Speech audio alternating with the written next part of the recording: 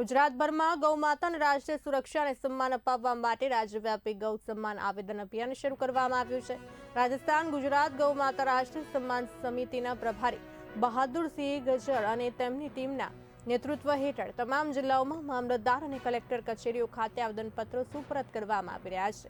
7 મે 2026ના રોજ ગીર સોમનાથ અને જૂનાગઢ જિલ્લાની વિવિધ મામલતદાર તથા કલેક્ટર કચેરીઓ ખાતે મોટી સંખ્યામાં પશુપાલકો, ગૌશાળા સંચાલકો, ગૌપ્રેમીઓને વિવિધ વિસ્તારોના લોકો ઉપસ્થિત રહ્યા હતા। સમિતિના આગેવાનોના જણાવ્યા મુજબ ગૌ માતાના સન્માન અને રક્ષણ માટે કેન્દ્ર તથા રાજ્ય સરકારો ગૌ સુરક્ષા કાયદો ઘડે તે માટે આ રાજ્યવ્યાપી અભિયાન વધુ તેજ બનાવવામાં આવશે।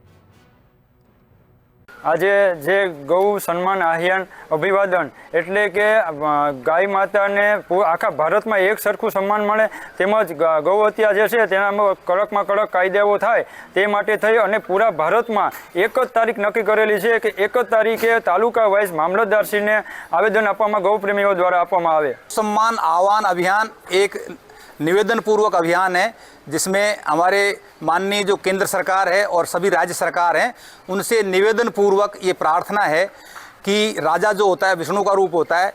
हमारे केंद्रीय जो मंत्रालय है माननीय प्रधानमंत्री जी उन्होंने बहुत अच्छे कार्य किए, राम मंदिर बनवाया, धारा 370 समाप्त की। अब इसी कड़ी में जो गौ माता है उसकी हत्या बंद हो और उसकी सेवा सुरक्षा के लिए कोई कानून बने, उसके लिए प्रार्थना है, अनुरोध है, निवेदन है। सरकार से हम किसी भी प्रकार का, संत समाज ने शुरू की है मुहिम, इसमें किसी प्रकार का कोई विरोध नहीं है। अनुरोध है, प्रार्थना है, निवेदन है।